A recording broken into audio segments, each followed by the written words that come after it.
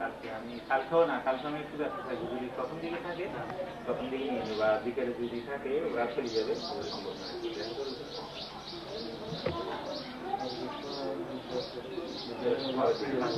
Last থেকে কালকে তোমার ক্লাসটা হচ্ছে না। তো যদি প্রথম দিকে আমি অবসর থাকি তাহলে নিয়ে নেবো, আর যদি না থাকি তাহলে আর হচ্ছে না। কালকে বুঝবেন না, বৃহস্পতিবারটা হবে। আর শাস্ত্রী বলছেন ইনশাল্লাহ 2 দিন আগে বোধহয় ছুটি থাকবো, আর 2 সপ্তাহ দেখা যাবে। হ্যাঁ, চিকেন রিসোর্টে ওরা চলে যাবে, আসলেও আসবে ইনশাল্লাহ।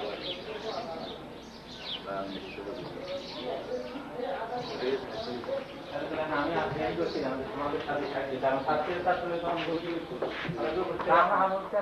আমাদের প্রিন্সিপাল মেয়ে, এটা এটা মোজাম্মেল সাহেবের মেয়ে, আমাদের শ্বশুরিটা। এটা ওই মানিক মিয়া না, কালকে মানিক না, কালকে মানিক আমি ফোন টোন করি না। তোমরা বাকি রেখে দাঁড়াও না, দাঁড়া আসো, আমি যাই।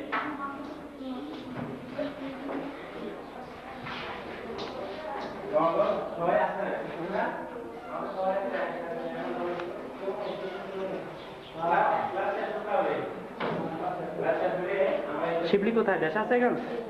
আচ্ছা, সুজন আচ্ছা, ওই কি তোমার বোনকে নিয়ে গেছে? ও কক্সবাজারে। হলো তোমরা এখানে কথা উঠবে সব। তোমরা কিছু জিজ্ঞাসা করো না যে আমেরিকাতে আসছেন, আমেরিকা কেমন লাগে, আমরা ভবিষ্যতে যাওয়ার কোনো সুযোগ সুবিধা আছে কিনা, কোন লাইনে লেখাপড়া করলে সুবিধা হবে, কিছু বলো না তোমরা? বলো না, কথা উঠবে তো। সিনেমার মতো আর কি, টেলিভিশন ক্যামেরা তো। তুমি তোমার কথা চলাফেরা স্টেশন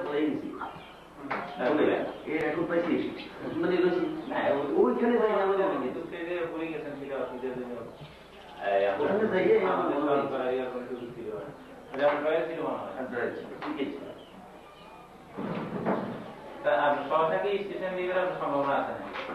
আরো 5-7 দিন ভিতরে আমার তো চোখ নিয়ে আমি আর থাকতেছি না। কোথায় না, আমার তো চশমা নিতে হবে, এরা তো অপারেশন করে। আমি তো তাই তুমি পড়ে আসলাম। আমি তো তার আপনাকে বলছিলাম, সেটা আমি একটা ইঙ্গিত দিয়েছিলাম আপনাকে।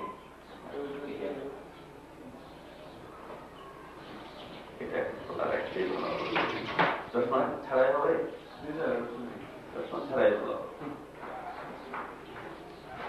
আসলে তো গিয়েছিলাম, এখানে তার সন্দেহ উনি কালকে আসছেন, তাও তো কাল স্টিমার স্যার এত লেট কেন? কি মাঠা পেয়েছিল সেই কারণে, নাকি আসলে দেরি করে জ্বর এই কারণে? কিন্তু আসতো তো এখানে দেরিতে, এখানে তো পৌঁছতে মোটামুটি 8 ঘন্টা ওখানে ওই পানি নেই, ইঞ্জিন পারে, আবার পানি বদলায়, পানি নিষ্কাশন করে পানি বদলায়।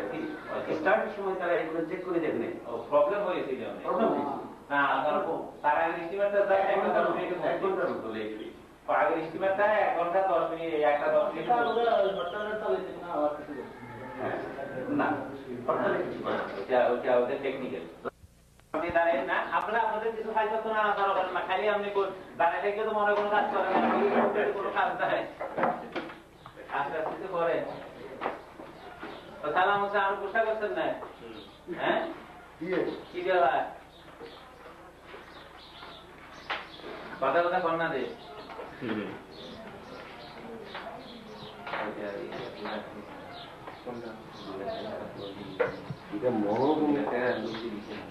আর না একটা সাথে একদম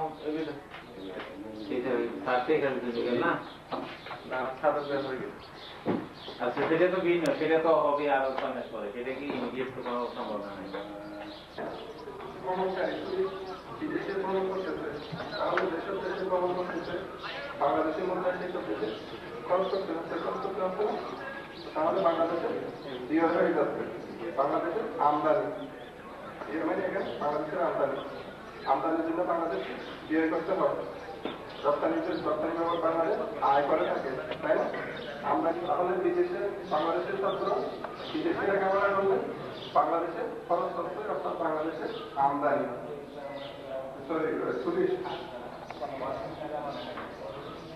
আবার বিভিন্ন দেশ থেকে বাংলাদেশে, বিভিন্ন দেশের টুরিস্ট বাংলাদেশে এসে ভ্রমণ করতেছে।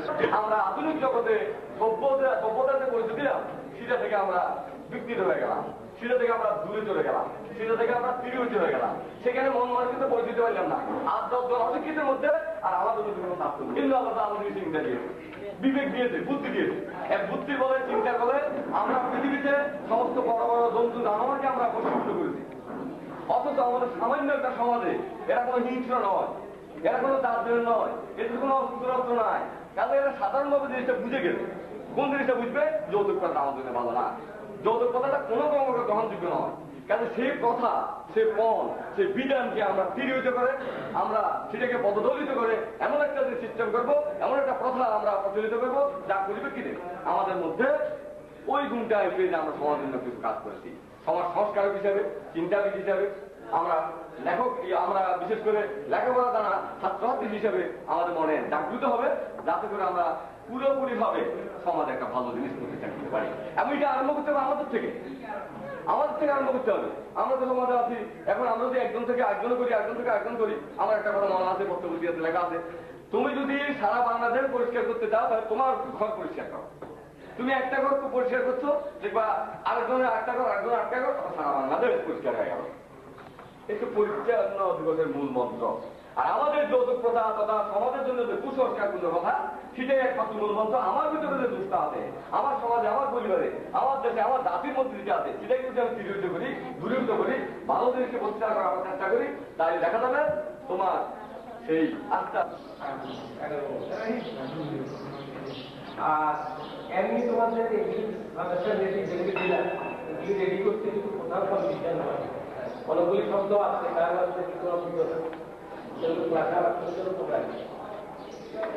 এখন যা যেখানে অসুবিধা হয়, যে শব্দটা জিজ্ঞাসা করবে, যে শব্দটা জিজ্ঞাসা করবে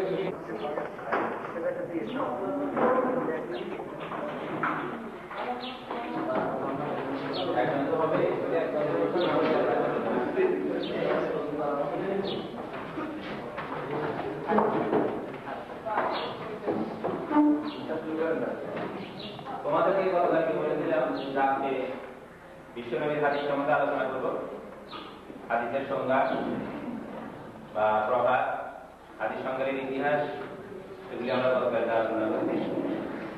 আজকে আলোচনা করবো বিশ্বনবীর ওফাতের পরে, বিশেষ করে সার্বিকের পরে ইসলাম দেশে বিস্তৃতি যখন সারা বিশ্বে ব্যাপকভাবে লাভ করলো, তখন দেখা গেছে যে হুজুর সাল্লাল্লাহু আলাইহি ওয়াসাল্লাম হাদিসকে বিভিন্নভাবে ইচ্ছায় এবং অনিচ্ছায় বিচলিত করা হয়েছে। কাজে পরবর্তীকালে বিশেষ করে হুমায়ুনের শেষ দিকে এবং আব্বাস সাহেবের প্রথম দিকে হাদিসগুলিকে বিশুদ্ধতা যাচাই করার জন্য বিভিন্ন রকমের পন্থা অবলম্বন করা হলো এবং সহিহ হাদিস থেকে নকল হাদিস অথবা নকল হাদিস থেকে সহিহ হাদিসকে বাতিল করার কতগুলো নিয়ম বা কানুন আবিষ্কার করা হলো।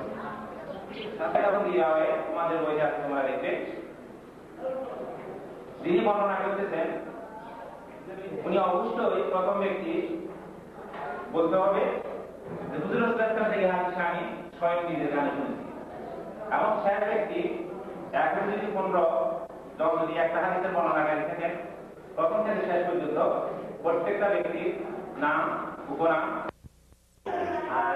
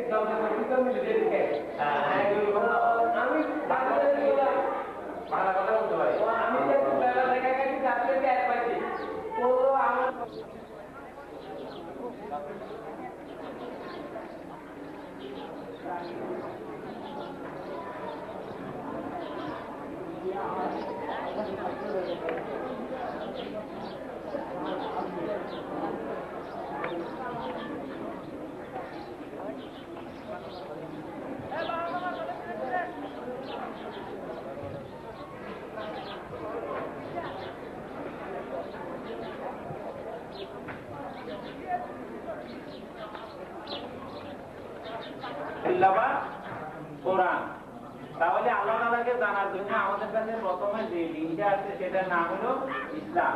ইসলাম একটা দিনের নাম। ইসলামের মূল মন্ত্র কি? লা ইলাহা ইল্লাল্লাহ মুহাম্মাদুর রাসূলুল্লাহ সাল্লাল্লাহু আলাইহি ওয়াসাল্লাম বলতে হয়। হুজুরের নাম যখন যেখানে করা হবে সেখানে সাল্লাল্লাহু আলাইহি ওয়াসাল্লাম বলবে, কিন্তু কলমার সাথে থাকে না। কলমা শেষ হয়ে যাওয়ার পর একটু থামবে, যদি না থামো সেটা আবার কোরআনের অংশ হয়ে যাবে, কলমার অংশ হয়ে যাবে, সেটা আবার শিরক। তাহলে লা ইলাহা ইল্লাল্লাহ মুহাম্মাদুর রাসূলুল্লাহ একটু থামবে, তারপরে বলবে সাল্লাল্লাহু আলাইহি ওয়াসাল্লাম। তাহলে ধর্ম বলতে আমরা বুঝি ধর্ম একটা কিসের নাম? একটা বস্তুর নাম নয়, ধরা যায় না, এটা দেখা যায় না, এটা শোয়া যায় না, এটা অনুভব করা যায়। ধর্ম বলতে মুসলমান ধর্ম, হিন্দু ধর্ম, বৌদ্ধ ধর্ম, খ্রিস্টান ধর্ম, ইসলাম ধর্ম, বহু ধর্ম আছে, কিন্তু আমাদের ধর্ম কি?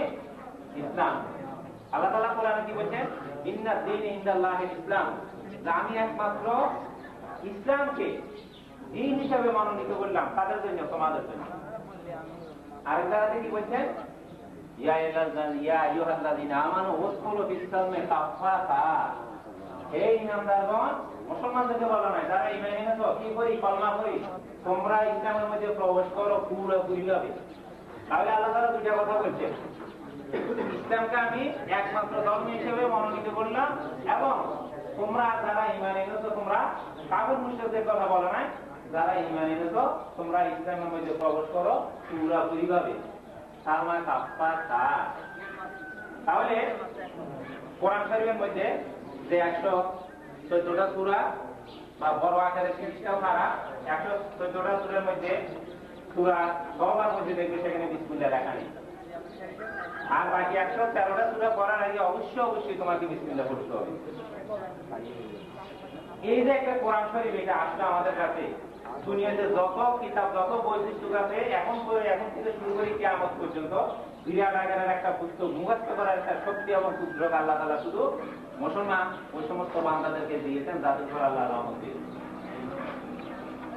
কাজে কোরআন শরীফ নাযিল হওয়ার পর থেকে এই পর্যন্ত 1400 বছর পরও কোরআন শরীফের একটা পারা, একটা সূরা, অথবা একটা আয়াত, অথবা একটা রুকু, অথবা একটা শব্দ পর্যন্ত এই পর্যন্ত বিকৃত করার অধিকার আল্লাহ তাআলা কাউকে দেন নাই। দুনিয়াতে যেটা আসছে সুবিধাবতী পরবর্তীকাল উম্মতরা কোথাও যোগ করেছেন, কোথাও বিয়োগ করেছেন, কিন্তু একমাত্র কোরআন শরীফ সারা দুনিয়াকে 100 কোটি মুসলমান, 500 কোটির মধ্যে সারা বিশ্বের মুসলমান 500 কোটি, তার মধ্যে 100 কোটি হচ্ছে